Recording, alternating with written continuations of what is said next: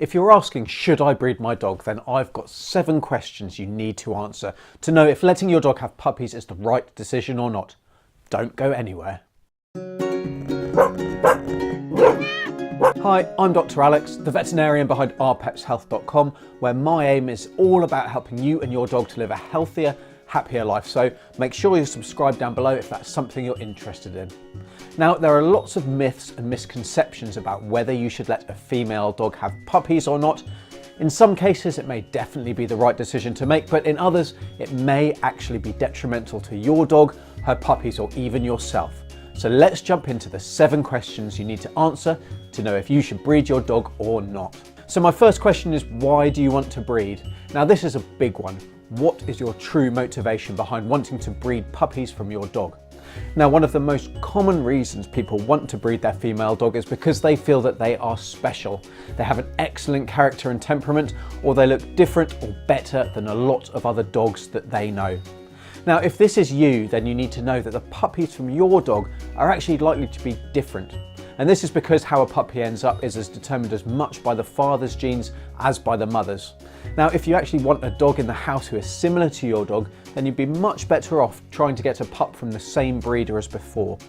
If your dog is a rescue or came from a backyard breeder and is a mixed breed, then you really won't know what the puppies will be like. They may look completely different and they may act completely different to their mum. You also need to be brutally honest with yourself if you want to breed your dog because your dog is special. Are they really that much better than the rest of their breed? Are they going to positively impact the genetics within the breed to improve the health of future dogs? Is it a Westie with perfect skin? Have you got a Cavalier Spaniel with a strong heart? Are they a French Bulldog with a nose? If so, then these traits may very well be worth preserving. Now, the other 2 most common reasons people want to breed their dog is because they think it will be easy and lots of fun, as well as maybe make a little bit or even an awful lot, depending on the breed, of money.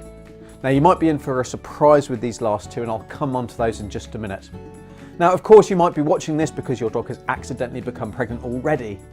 Definitely keep watching to the end, and then discuss the situation you find yourself in with your vet if you decide that having puppies is maybe not the right thing for you or your dog. Okay, so my second question is, what is the benefit to your female dog? Well, the big thing I hear in the consult room is people saying that they want to let their dog have puppies because it is good for their health and they want them to experience the joy of being a mother. Now, others worry that their dog will always feel sad if they're not allowed to have babies, and the reality is that these are complete myths. There is no proven benefit that I'm aware of which suggests that having a litter of puppies does a dog any good from a health point of view. And in fact, it could do the reverse. If it is delaying them from being spayed, then there may be health implications, and I've discussed those all in a separate video that I'll link up here about the pros and cons of spaying your female dog. There's also the risk of pregnancy itself, which I'll come on to later. Now, as for the desire to be a mother, this simply isn't a thing. Yes, dogs on heat have a strong desire to mate and breed, but that's just the hormones talking. There's no higher desire to be a mother. Take away the hormones, either by spaying or simply between seasons, and a dog really couldn't care less about having puppies or not. We do need to be careful at times not to anthropomorphise and put our own human feelings onto our pets. Okay, so my third question to ask when you're deciding whether you should breed your dog or not is your dog suitable and healthy enough for breeding? Pregnancy isn't a walk in the park, and neither is giving birth. It's the same with dogs, and not all will be able to take the stresses and strains in their stride. Any dog who is to be bred really should be fit and healthy and a good body condition. If they're not, then they may well struggle and the risks of complications could be higher. Equally, what is the best age to breed a female dog? And that needs to be considered. The general recommendation is that the earliest you should consider breeding a dog is 2 years of age, and 2.5 is probably better. And the oldest age a dog can have puppies, well, 8 years is probably the absolute maximum, but 6 or 7 is probably better, and it does depend on breed to some extent. So as I touched on before, your dog should have no congenital abnormalities that they're likely to pass on to their puppies and perpetuate the problem in future generations. And this could include many things from the more obvious, like hip dysplasia, through to those suffering from epilepsy, severe skin allergies, certain heart conditions and other serious genetic diseases that are all kind of linked to genes and that can be passed on. It should also, in my opinion, include genetic problems that are considered normal for a breed, and I've spoken at length about the problems people have created by breeding to achieve a certain look. So definitely check those videos out, so I'll link them up here and down below. But if a dog is struggling to breathe, if they have poor leg conformation, if they've got huge skin folds, you get the picture, then more of the same is just not right. And as for breeding dogs who are not able to give birth by themselves, well, hopefully I don't need to say anything more about that. So question number 4 is, can you afford it? So let's talk money. If you think you're going to get rich breeding dogs, then just think again. You know, yes, certain breeds can sell for ridiculous sums of money, but that's really not the norm, and there are definitely costs you need to consider before you ever get to the stage of selling puppies. Your dog clearly needs to be fully vaccinated, regularly wormed. They need to be fed a premium food for the growing energy that she'll be needing, combined with a reduction in the amount she'll be able to eat as the puppies grow. And before we even get to this stage though, depending on your dog's breed, there may well be tests that need to be run. So that might be hip scoring, it might be eye tests, heart scans, or other genetic blood tests. Your dog may unknowingly be carrying a gene that could cause all kinds of problems in her puppies, and that's something that clearly needs to be known beforehand. Once the puppies come along, you'll need to feed them a quality puppy food, you'll need to pay for them to be vet checked, vaccinated and microchipped, as well as treat them for worms and other parasites. And if you have a big litter, then those costs can really add up and they need to be paid at the time. And then what if things go wrong? What about the unexpected costs of pregnancy? If a caesarean section is needed, then the cost may well be over $2,000 or £2,000, depending on the time of day or night and what other complications are involved. If your dog suffers from eclampsia, which is a potentially fatal drop in blood calcium level, then again, emergency treatment will be needed. Now, of course, the majority of dogs will not need a caesarean section or suffer from eclampsia, but if your dog does, it can get expensive and their treatment will need paying at the time.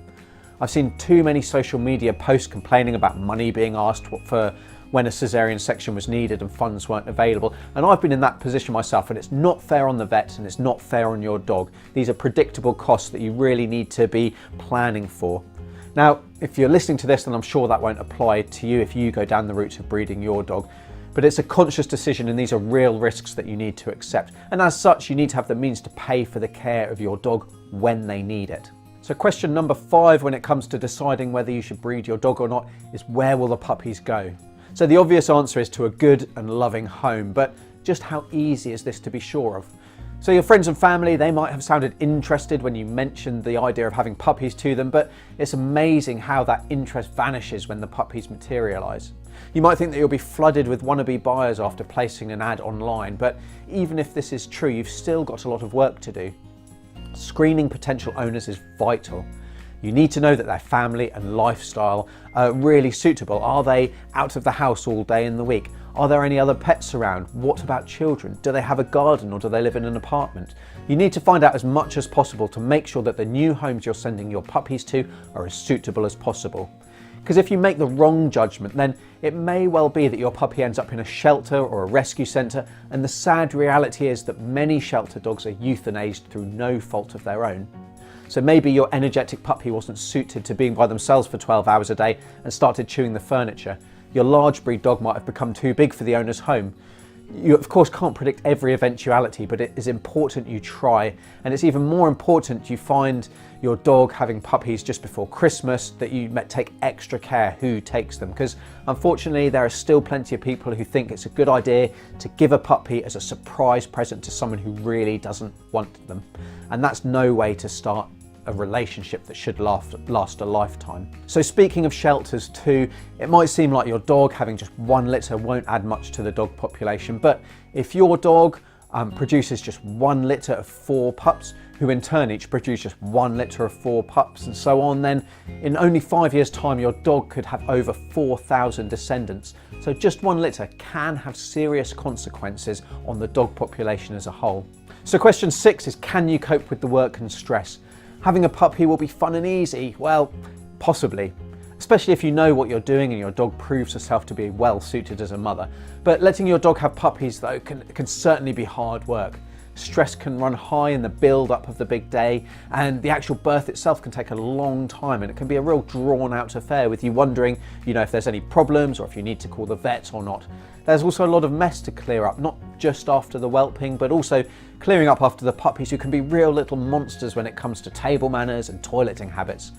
And what if your dog doesn't have enough milk, or if she chooses not to let her puppies feed? Well, the answer then is that you're going to have to bottle feed the puppies every 2 hours to begin with, day and night. So yes, puppies are fun, but easy? Definitely not. So my last question is, do you have a long-term plan? Well, you've made it through 8 weeks and the puppies are finally off to their forever homes, provided you've screened the new owners properly, of course, and you're looking forward to getting your life back and having a bit of peace and quiet at home. But what happens if the new owners decide that having a dog is not for them? Will you be able to take the pup back so they don't have to go into the shelter system that they may not come out of? What if there are genetic problems or other health issues that raise their heads and you're faced with an owner who wants their money back? Well, you might actually legally have to refund them and take the pup back under so-called puppy lemon laws in some US states, and this might even be 6 months after you rehome the pup. Okay, so if you've got answers to my 7 questions about whether you should breed your dog or not, and you're still keen, well, go for it. Letting your dog have puppies can be an amazingly rewarding experience. Just make sure you consider all of the things I've discussed and go into it with your eyes open. Expect the unexpected to happen and you'll be less stressed, get into less difficulty and have loads more fun. Now, if you've never bred a dog before, then you'll likely have many more questions. And of course, your vet will be more than willing to answer any health-related questions you have and let you know what you should be considering. But another excellent resource to start with is called The Book of the Bitch. Now, that's a resource that I recommend to all of my clients who are first-time breeders, so I'll leave a link in the description down below and make sure you pick up your copy today. It will help you no end. So, I hope this video is interesting. If you've got any questions, if you want to let me know your experience about breeding your dog, I'd love to hear it in the comments down below. But until next time, I'm Dr. Alex. Make sure you're subscribed, share this with your friends, and until next time, this is Dr. Alex from Our Pets Health, because they're family.